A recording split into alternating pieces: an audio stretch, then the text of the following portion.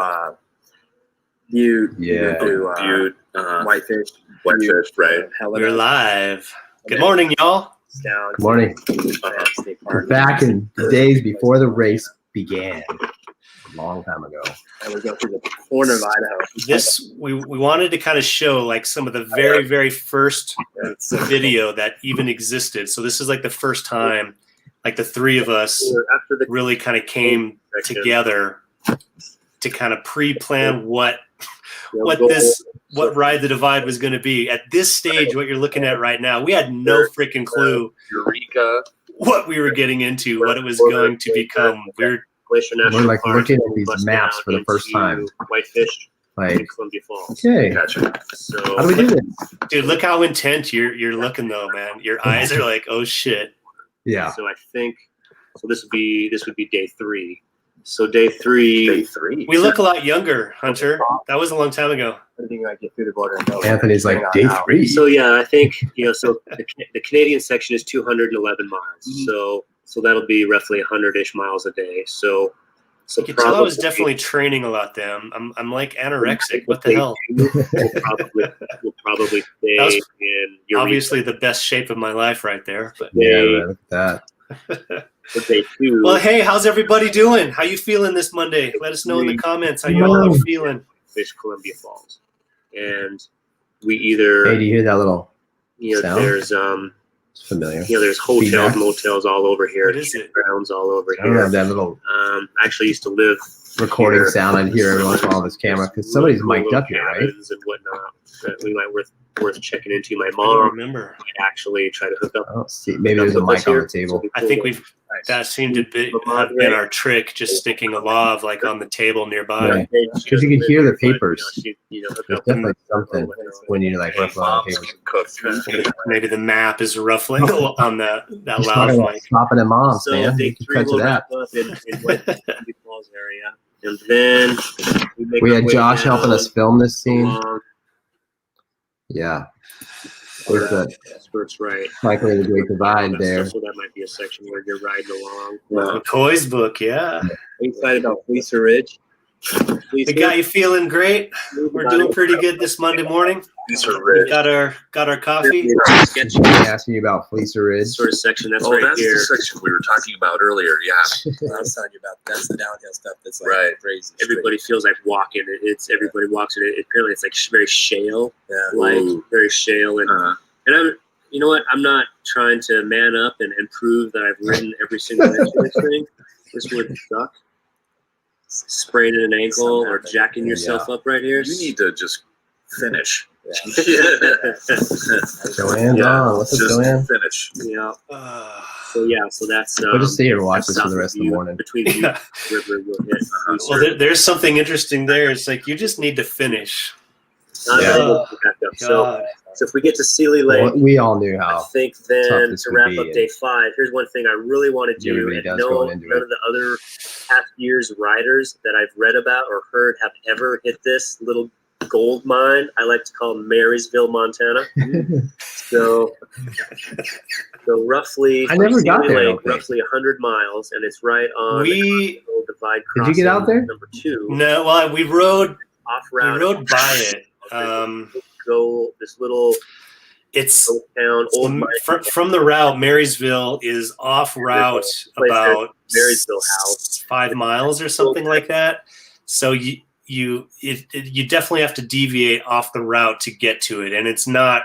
And you're up at the divide. That's what it's between. Well, that's what Lincoln and Helena. Yeah, that's what you're explaining right there in the video, how it's 9 miles off. And I was, I remember that moment because I was like, I really want to go because you told me about this place, you're like, oh yeah. But even for us, we were so exhausted with filming or whatever we were doing that we were like, we did get there pretty late. So we couldn't get out there because we were like, how can we get out there? And I'm just thinking about you when we were talking about that because you're like, yeah, we just ride an extra 9 miles to go do this thing. Like the reality is you're not going to ride 9 miles at that point. No, once you leave Lincoln, that's really the first time you start crisscrossing the divide. I think, outside of Lincoln, I think there's 3 divide. You kind of crisscross the divide a couple times at that moment too. So I think, yeah, you guys filmed in Lincoln, Montana that morning is when me, Mary, and Super Vegan so Mary and I left at the same time. Super Vegan had to wait for the post office to open for his raw food drop. And then, yeah, my knee was still jacked up. So Mary dropped me pretty quick here. So later, dude. Yeah. So I didn't see, like, Mary probably dropped me at 9 a.m. I didn't see her again until we got to Lincoln. And then you guys probably, took off from Lincoln and went to go find. Then you guys probably went to Butte, and that's when the whole maybe Matthew's front shock debacle. Yeah, we were bouncing back and forth. Like, it was weird. That period was tough because we'd have like at least 3 hours a day of driving just to kind of go back to catch, one group somewhere. Yeah. This next little clip I want to show real fast, just because we brought up the fact that cameras were way different back then, and we didn't have GoPros. And this is where we're basically trying to improvise and figure out a plan to build a GoPro or something of that sort. So I thought it was kind of fun. Come out and almost, sort of reach out and kind of almost harness here, because you're going to be leaning forward. So it'll almost kind of have. Mm-hmm. But you have your camera on your helmet that's going to do that. I'm not going to use that because the resolution is too poor. Oh, is it? Yeah. So that was the big issue with the resolution, right? Yeah. So, dude, you guys all have to remember, this was 2008. And we were trying to shoot 8 HD. Yeah. So 1080 HD was just kind of hit the market, just hit the scene in 2008. 720 HD was, all the rage. In 2000, right here in 2008, 1080 HD was just the thing. So yeah, we were trying to invent the first GoPro. Not really, but if you shot this again, would you shoot it in 8K or 6, whatever? I think all of that comes down to, at this point it's hard drive space. Yeah. When we shot Inspired to Ride at 4K, I think we ended up with 24 terabytes of raw footage or something like that. So which now it doesn't feel as big as it did back then. Obviously, it's right. How things have become exponential. I do feel like the curve is sort of slowed. It's not going as crazy. Yeah.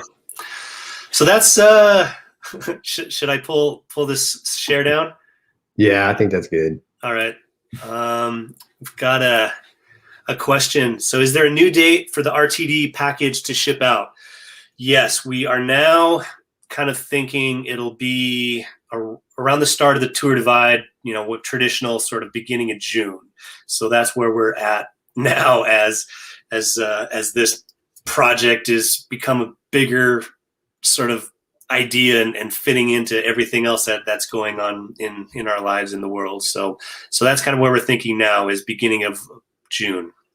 Yeah, just giving us some time to get this thing done right and make sure that we've got lots of goodies in the package. So it's and that's the big thing. It's like, if we're a labor of love making these films, and once you crack into it, there's just hundreds of hours of footage, and you realize, like, we've got to spend the energy to get there and make sure we got everything we need.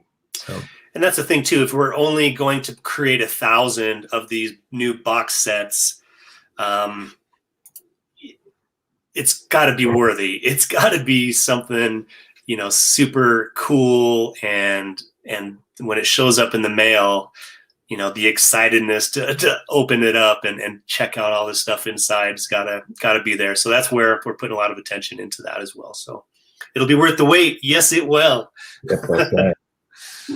Yeah, I mean, that's the thing though, like working on edits and stuff like that, it takes a lot of time, like there's a lot of layers to the process. And we've actually, like, what we decided to do, Joanne, was like really try to spend time like sharing little bits like this, which, helps us uncover stuff that we wouldn't have uncovered before if we rushed through it. So, it's fun to go through the journey with you, but we felt like this, you were just talking about before we got on, how this is like a 7-month thing, like we're going to go on and show little pieces of this whole experience and kind of chat about it, and maybe there'll be different ways that, you know, people see this later on down the road, but for sure in the film. So, you know, even the clips that we saw, you know, like sitting outside Anthony's deck, just like planning and figuring out, having no clue what we were going to do or have.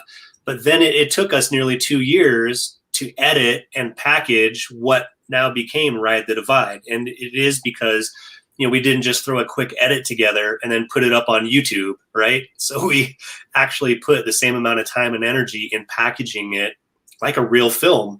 And look at, you know, now 10 plus years later that the film's been out there, it's you know, it's got legs, and it's, you know, it's kind of stayed a popular thing. So that's where I think our mindset is as filmmakers and putting out content. You know, let's have it be at that level. Yeah, and we haven't announced it yet, so I'm not going to announce it now. But we've got a couple like little tricks up our sleeves that is going to allow us to include some of you in the final production. So we'll be putting that out pretty soon. So keep that in mind. But that's the type of thought that we want to put into this. You know, we don't want it to be a rush job. Yeah, totally. Yeah, so it could be, yeah, I guess won't drop anything. So tease. But yeah, it's like, it's yeah, owning something that's got a whole lot more meaning than just hitting the play button and watching a film, right? So you know, the film takes on a whole bigger kind of life and product or whatnot. So Mondays. Yeah, this is a Monday for sure. Indeed. So that's what we got. I don't know. I think we're trying to keep these kind of short and sweet. Unless y'all got some questions you want to hit us in the comments. Yeah, just remember, if you got stuff you want to see, if you remember any scene in particular that you want to like expand on a little bit and look at what's in the folder, let us know. So next week we can pop that open, and you know, we'll be editing away in the meantime. Cool. Make it happen. So I remember we were saying earlier, again, with that very first clip that we just showed you guys, Hunter, what do you think? How would life have potentially been different if, you know, if it didn't come together? If we're like sitting there planning this and you're like, yeah, no, this seems like too big of a project to bite off. I'm not in. Well, the optimist in me, it's, you know, it's interesting because things obviously can go in many different directions. You don't know at any given moment if you did something slightly different in the past. But like I like to believe that I'm sort of guided into doing the right things. You know, make the best choices, keep that positivity alive, right? But I probably wouldn't have made any more films if this didn't happen. I remember talking about that at the circuit. You know, just it was one of those, like, I was looking for new opportunities at that time. I had my first film, 10 Miles Per Hour, did really pretty well, all things considered. It was the film that taught me that it's very hard to do anything in the film industry. Like, you know, it just doesn't happen for most people, even if you make something really good. So you have to do a lot yourself to sort of pave the path, which, you know, I did with that film. And the second film, 10 Yards, was a total bomb. Just did not work at all. Like, we could not figure out how to get traction on that film. And so I was done. I remember that 2008 crisis to everything. That was a tough period. And so when this was kind of happening or had happened or whatever, it was like, okay, well, may as well go make another film. You know, this sounds fun. If nothing else, I could go on a cool like road trip with Mike. And I just didn't know that like the film would ever turn out to be as good as it was, you know, like it was that kind of thing. So I was probably going to go work in agencies and stuff at that point, and probably would have kept doing that. So somehow this kept my film career alive. And that's kind of been the story of the film career. You know, I'm on my 8th film now. I'm just finishing my 8th film. And that's sort of crazy because Ride the Divide was number 3. So I think it allowed me to keep doing this, which is good, but it's also like, sometimes I'm like, man, I should have just stayed in the agency career. But as far as, you know, there's a blessing and a curse with making films. Yeah. And you mentioned kind of the work and effort it takes, because, you know, once Ride the Divide came out in April 2010, you know, it came out from a film festival, and then, you know, it took months and months to get it into the iTunes platforms, and then eventually onto Netflix, and into theaters and other festivals and things like that. So it was easily another 2 years of putting energy into that film reaching an audience. So that's another thing. I remember when we had our first couple of screenings, and up until that point, basically, because I went through what I did with 10 Yards, you sort of know, like, you're like, well, we'll see how it does. Like, you can't really tell when you're editing something. You can kind of tell, like, this is good, this is pretty awesome, but you don't know how, like, the world's going to really pick it up or not. And if you don't get a momentum behind a project like this when it's actually released, then it fades. And so I remember that with you, where I was like working up in Montana, just met Sarah. It was like starting to come out to the world. So we're having a couple of these screenings, and we're like, damn, this is exciting, When it kept going and kept taking off. And, we had a good team, like behind the scenes, like making sure we sold a couple of deals to, documentary and Battlegum and places like that, and making this thing really work. So it was, for me, it definitely was a save my film career. Yeah. So, what about you? I don't know. It was one of those passion things where it's like, and looking at since then, it's like, there's always, I guess life since Ride the Divide, there's always a dozen ideas going on in my head at any given time. And sometimes I'll put a little energy into them and then put it on the shelf. But I think once a switch gets flipped in your mind, it's like, okay, this is the next project, this is the next thing, then you're kind of all in. And then you kind of sacrifice money, time, relationships, everything, then to make what you just decided is going to be the next thing, the thing, and get it, out the door and finished, and then years of marketing. And, but, honestly, since kind of the Inspired to Ride film, I haven't really felt as, other than this RTD10 becoming a thing, I think, that was, where I felt it's like, shit, this deserves the time and attention and detail and everything again. So yeah, I don't know. I guess I'm like you. If I would have stayed at Stars Entertainment, my 401k would probably be 3 times bigger than. Yeah, exactly. I could probably actually retire in my 60s instead of, I don't know. Yeah, there's a little price to pay for going the path to web, but I think in the end, like we talked about, when you're at the very, very end and you're in that dementia state of life, you'll be remembering those beautiful flowers that you were describing along the trail or whatever. You'll have some really cool memories, right? Which actually are the best things you can have, and the only thing you can take with you, maybe, if you get to go anywhere. Yeah, I was telling Hunter, it's like I still have like incredibly vivid details of certain parts of the route, the mountains and the flowers, and even the smells of certain sections in the trees, and what the temperature was feeling like, hitting cold pockets as you're biking. It's like, I don't know. Those of you guys who've done big epic trips, all senses you've got tunnel vision, but your senses are just freaking heightened and on edge, and everything you're just like a huge, massive sponge soaking in, and all that matters and that you care about is the path ahead and getting where you're going and figuring that out. Yeah.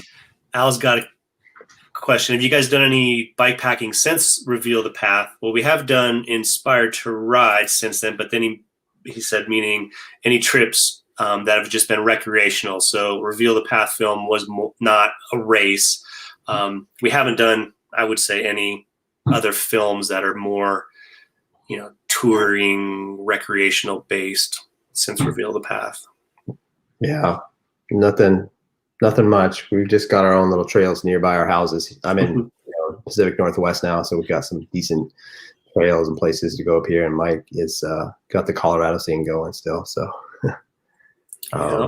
But yeah, we've had a couple people, I feel like, hit us up and, want to maybe do a film, and we've sort of looked at it, but it just becomes one of these things that we talked about, where once you jump in, you're spending two plus years of your life giving everything you can, and you're not going to probably make back, the month. You definitely it's just it's a tough thing to you have to give up a lot and sacrifice for your families and things like that to make a film like this. So right. So if someone else came to us with a project, it would almost have to be like commissioned, to make it worth your while of like Hunter just said, of spending 2 years of your life. It almost has to have a budget attached to it, because these projects that we've done have been labors of love, where you're cobbling together budgets from credit cards and some sponsors and pre-orders from the community, and then you're taking that next year or so paying off the credit cards and everything else. So it's definitely labors of love. But it's worth it, I think. We did it. Once it's done and out there, you're right. It's and because you have put the attention to detail into it, where it's like, this is the absolute best that we've could have done with the packaging and the artwork and the edit and the music and everything else. I'm proud of this. I'm now putting it out there. Again, it isn't just something, well, here's something I'm going to put up on YouTube and, forget about it and move on to whatever the next thing is. So. Cool. Oh, Al was like, it wasn't film related. I mean, have you just guys gone bike packing for fun? I've taken with the Colorado Trail, just south of here. I've taken little stints out on the Colorado Trail for some overnighters. Dylan and I've done just some when he was younger. This goes back like 4 years or so. Just gone out for overnighters into like Bear Lake, which is south of here, but nothing. Definitely need to do more, Al, of that. Yeah. The last few years I haven't with young kids. Like I just wasn't one of those people that's going to buy the trailer for the kids, but they're both riding. Goldie's, she's really riding a bike, and then Maisie is kick biking, but I think she's going to be riding in the next this spring for sure, because she's kind of feisty and rearing to go. So that's awesome. Hopefully that changes our game a little bit. The corporate path compromises namely at holding you in and most likely pulling you from a life passion. It's, I remember when I was at Stars, actually kind of had the option of leaving with a severance package or kind of staying in a different kind of role or position.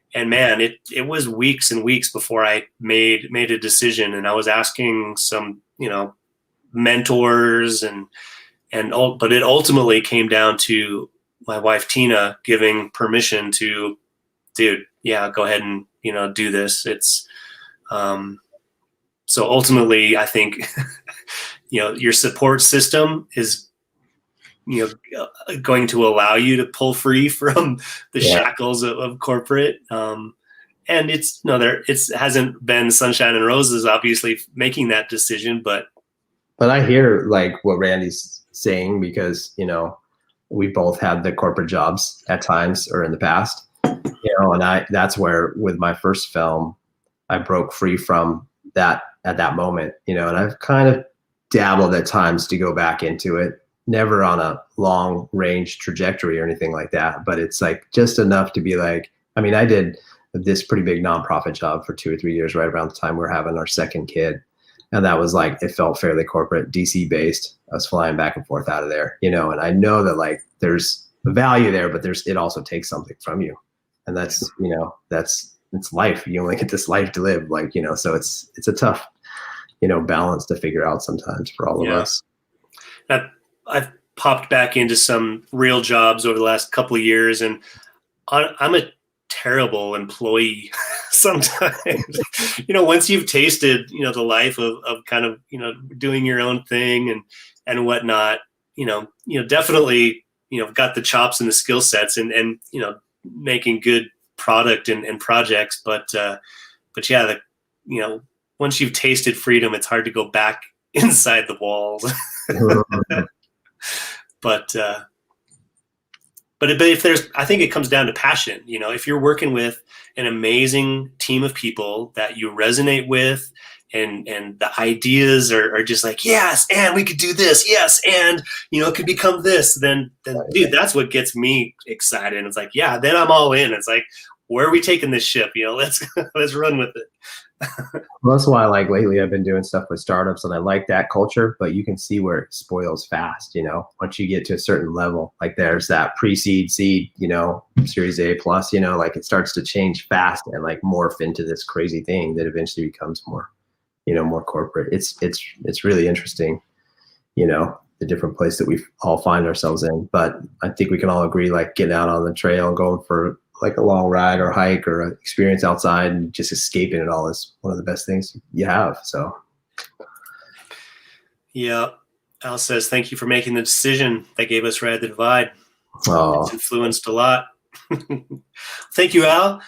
That's I'm grateful that it came to us and that we had that opportunity. So yeah, Mike, thanks for taking the plunge and going for it. Thanks for saying yes, dude. It's, again, with all the ideas, if, you know, without you and Anthony and Josh saying yes, there would be no Ride the Divide. Yeah. It was that what we started with at the beginning. It was that moment. Josh was the one who was filming. Yep. He's, you know, my buddy and, you know, previous filmmaking partner before I met Mike. And that was like, you know, the moment where we're sitting at this table. Can you scroll that backward? There's the three of us. Yeah. Yeah. So there's you, Anthony, and then Josh is behind the camera right now. So without, you know, the three of you saying yes to a crazy idea, and I think ultimately you know, you mentioned startups, you know, it's the same thing. You know, you've got a founder and a co-founder, you know, saying yes to some crazy idea, and then it's like all hands on deck coding or creating whatever the thing that you've felt passionately enough to sacrifice your time and money and relationships towards. It becomes something that was birthed and put out into the world. Well, I love this way of making a film and doing a project and doing a switch on life where you know, you think about this film and it's like, it was a few months. It felt like when we started, it's just a few months, you know, like do some training and then go out there and ride for, you know, almost a month. I don't know what you were estimating in your mind for how long it would take, 20 some at least days, 25, like 22, 23 days. And, but then you're like, in your mind, it's just this like simple thing. You just go do it. But then it turns into a whole big, much bigger chapter, you know? I mean, we obviously hoped that the film would be good, but I don't know that either of us knew if it would or how good it would be. So I'm glad, Al, that it's turned out and people love it. And it does seem to be, you know, really inspiring a lot of people. So I mean, we felt it all over the trail, the whole experience. So that feels like a good vibe to kind of leave on, Hunter. All right, let's wrap her up. Thanks, everyone. Have a good week. All righty, here's the rock star outro. Till next time. See y'all.